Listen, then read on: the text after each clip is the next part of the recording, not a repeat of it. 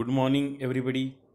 Today we are going to learn lesson number 5, Acids, Bases and Salts, Standard 9th, Science and Technology. This is our video number 2. In this video, we have to learn here dissociation of ionic compounds. Dissociation of ionic compounds. आपणा सर्वांना माहिती आहे की ionic संयुग जे असतात ते जर पाण्यामध्ये विरघळले, त्यांचं जर द्रावण तयार झालं तर त्यामध्ये कोणता बदल होतो आणि कोणते आयन्स तयार होतात ते आपण या ठिकाणी त्यांचा अभ्यास करणार आहोत. On dissolving in water and ionic compounds forms and aqueous solution. Okay. In the solid state, the oppositely charged ion in the ionic compounds are sitting side by side. When an ionic compounds begin to dissolve in water, look at this. When an ionic compounds begin to dissolve in water, the water molecules push themselves in between the ions of compounds and separate them from each other. So that is why an ionic compound dissociated while forming an aqueous solution. All of you know that aqueous means पाण्यामधील त्यांचं द्रावण जेव्हा तयार होत असते त्याला आपण ॲक्वस असं म्हणतो. आणि लिहित असताना तर आपण AQ असं लिहितो. AQ for aqueous. Aqueous for solution in water. Each of the dissociated ions in the aqueous solution is surrounded by water molecule and this state is indicated by writing AQ means aqueous on the right of the symbol of ions. या ठिकाणी आपण बघू शकतो how water is dissociated, salt is dissociated, dissociation of salt in aqueous solution. म्हणजे सॉल्टचं dissociation NaCl is a salt. Okay. तर आपण क्षाराचं द्रावण जेव्हा आपण पाण्यामध्ये कशा पद्धतीनं त्याचं ॲक्वस सोल्युशन तयार होत असतं ते आपण या ठिकाणी बघतोय. Salt in solid state. Okay. Before dissolving salt is in a solid state. आपल्याला माहिती आहे की क्षार जे आहे जसं मीठ आहे हे सॉलिड स्टेटमध्ये असतं, स्थायू अवस्थेमध्ये असतं डिझॉल्विंगच्या आधी, त्यामध्ये द्रावण तयार व्हायच्या आधी. मग sodium chloride. Okay. Sodium chloride is a compound that we say it is salt. And water molecule, you look at the how water molecule and salt is dissolved. त्यानंतर आपण बघतो आहे की ॲक्वस सोल्युशन ऑफ सॉल्ट या ठिकाणी तयार झालेला आहे. It is a aqueous solution of water means salt in water. Okay. Look at there ions are form after dissolving sodium chloride. Sodium chloride solid yes दिसतंय आपल्याला. Water dissociation in water. What happen is there sodium positive ions and chloride negative ions are form. Okay. AQ means here aqueous. Okay. हे आपण या ठिकाणी पाहिलं how dissociation of salt in aqueous solution. तर त्यानंतर हे समजलं असेल आपल्याला मित्रांनो की कशा पद्धतीनं द्रावण या येथील द्रावण तयार होत असताना दोन आयन्स तयार होतात. सोडियम पॉझिटिव्ह आयन आणि chlorine negative ion, chloride negative ions. तर अशा पद्धतीचं जे पाण्यामध्ये तयार होतं द्रावण त्यालाच आपण dissociation of salt in aqueous solution असं म्हणत असतो. त्यानंतर आपण बघणार आहोत Arrhenius theory of acids and bases. Arrhenius theory of acids and bases म्हणजे आम्ल आणि आम्लारी याबद्दलचा जो सिद्धांत आहे अरेनियस यांनी मांडलेला. The Swedish scientist Arrhenius put forth a theory of acids and bases in the year 1887. This theory gives definitions of acids and bases. आपल्याला खऱ्या अर्थानं ॲसिड आणि बेसचं जो आपण या ठिकाणी अभ्यास करणार आहोत तर what is mean bye acids. What is mean bye acids. आम्ल कशाला म्हणतो आपण हे अरेनियस यांच्या सिद्धांतानुसार acid means an acid is a substance which on dissolving in water gives rise to H positive ion. Okay. काय म्हणतो आपण ॲसिड म्हणजे काय अकॉर्डिंग टू अरेनियस. ॲसिड म्हणजे acid is a substance which on dissolving in water gives rise to H positive ion. म्हणजे जो एखादा पदार्थ जेव्हा पाण्यामध्ये विरघळतो आणि H पॉझिटिव्ह आयन्स जेव्हा तयार होत असतात ज्याला आपण कॅटायन म्हणतो, ओके, त्यालाच आपण ॲसिड असं म्हटलं जाते. For example HCl hydrochloric acid, H2SO4 sulfuric acid, H2CO3 carbonic acid. Okay, and look at here how HCl is dissociated in water. HCl gas here dissociated in water. After dissociating, it produce H positive ion aqueous and chlorine negative ion cation and anions. Okay, त्याच पद्धतीनं H2SO4 after dissociation in water H positive ion and H2SO4 negative ions या ठिकाणी तयार होतात. त्याच पद्धतीनं बघा H2SO4 after H positive and SO4 negative to negative ions. तर अशा पद्धतीनं आपण ॲसिड्स म्हणजे काय, तर एखादा पदार्थ पाण्यात विरघळल्यानंतर तो H पॉझिटिव्ह आयन्स म्हणजे कॅटायन्स जे असतात ते तयार होते. That is called acids. आपल्याला ॲसिड समजलं असेल what is mean by acid. त्यानंतर यूज युअर ब्रेन पॉवरमध्ये आपल्याला विचारलेलं आहे की what are the names of following compounds. या ठिकाणी काही कंपाऊंड्स दिलेले आहे.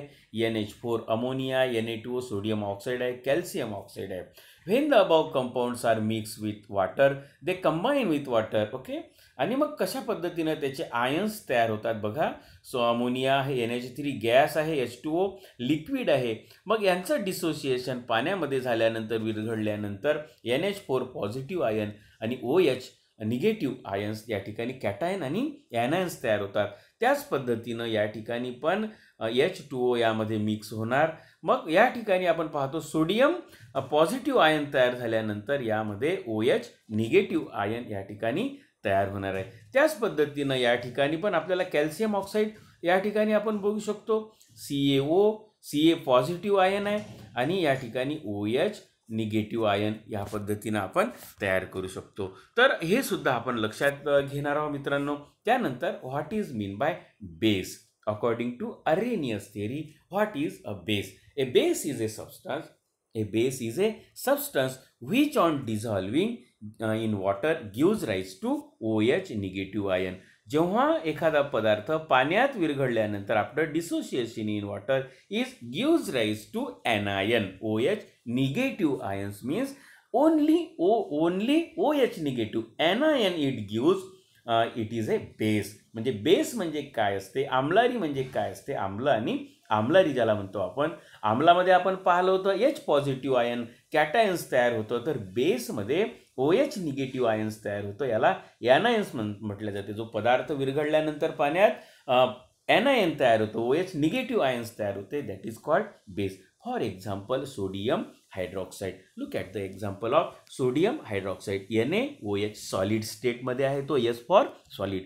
आफ्टर डिसोसिएशन इन वॉटर या ठिकाणी बघा, it dissociation in water it gives rise to sodium positive anions तयार झालेला आहे. सोडियम पॉझिटिव्ह ॲनायन तयार झालेला आहे ॲक्वस आणि OH निगेटिव्ह. ओके, या ठिकाणी आपण बघतोय त्याचं डिसोसिएशन झालेलं आहे.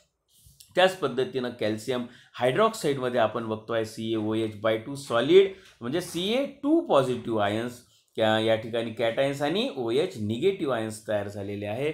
आणि म्हणून या ठिकाणी म्हणतो आपण बेस म्हणजे काय, तर ज्यामध्ये OH निगेटिव्ह आयन्स तयार होतात, दॅट इज कॉल्ड बेस. तर यानुसार आपण त्यांचं क्लासिफिकेशन करू शकतो. Classification of acids and base according to their either they strong acid or weak acid. Okay, या पद्धतीनं आपण क्लासिफिकेशन करू शकतो. आपण या ठिकाणी बघणार आहोत सुरुवातीला strong and weak acids, bases and alkali. Acids and bases are classified as strong and weak on the basis of the काय म्हटलंय आपण कोणत्या ह्याच्यामध्ये, त्यामध्ये extend to the which they dissociated in aqueous solution. Strong acid म्हणजे काय आपण बघू. What is mean by strong acid? On dissolving in water, a chemical or substance or compound on dissolving in water, a strong acid dissociated almost completely and resulting aqueous solution contain only only H positive ion. जर म्हणजे तो compound पाण्यात dissolve झाल्यानंतर only H positive ions जर तयार झालं असेल आणि कॉन्सन्ट्रेट ॲसिडिक रॅडिकल जर त्यामध्ये H पॉझिटिव्ह असेल तर that is a strong acid. For example hydrochloric acid, HBr, hydrobromic acid, त्यानंतर HNO3, nitric acid, H2SO4, sulphuric acid. These are the strong acid. Okay, कारण का स्ट्रॉंग ॲसिड आहे? त्यामध्ये H positive आयन्सचं प्रमाण जास्त आहे, ॲसिडिक रॅडिकल जास्त आहे, concentrated of acidic radical. Okay, that is it is called strong acid. त्यानंतर वीक ॲसिड म्हणजे काय? What is mean by weak acid? On dissolving in water a weak acid does not dissociate completely. यांचं complete dissociation नाही होत, पूर्णपणे तो विरघळल्या जात नाही आणि रिझल्टिंग ॲक्वस सोल्युशन कंटेन यामध्ये पण H पॉझिटिव्ह आयन असते, पण concentration of acidic radical is small proportion. यांच्यामध्ये काय असते? स्मॉल प्रपोर्शन असते. जसं स्ट्रॉंग ॲसिडमध्ये ॲसिड रॅडिकलचं प्रपोर्शन जास्त असते, तर वीक ॲसिडमध्ये ॲसिडिक रॅडिकलचं जे प्रपोर्शन असते ते कमी असते. ओके, आणि उदाहरणार्थ आपण या ठिकाणी बघू CH3COOH, ॲसिटिक ॲसिड. काय म्हणतो आपण याला? Acetic acid. CH3COOH. Okay, and CO2, carbon dioxide. तर यांचं जे प्रमाण असते वीक ॲसिड असतात हे. ओके, त्यानंतर आपण या ठिकाणी बघणार आहोत स्ट्रॉंग बेस. आपण strong acid, strong weak base, weak acid पाहिलं. आता या ठिकाणी बघणार आहोत आपण स्ट्रॉंग बेस म्हणजे काय असते? Strong base, what is mean by strong base? On dissolving in water a strong base dissociate almost completely and the resulting aqueous solution contain mainly OH negative ion. Strong बेसमध्ये मोठ्या प्रमाणामध्ये OH negative ions असतात. कोणते? OH negative ions तयार होत असतात. Okay, आणि concentration of basic radical यांचं जास्त असते स्ट्रॉंग बेसमध्ये. For example sodium hydroxide NaOH, potassium hydroxide KOH, calcium hydroxide CaOH आणि सोडियम ऑक्साईड.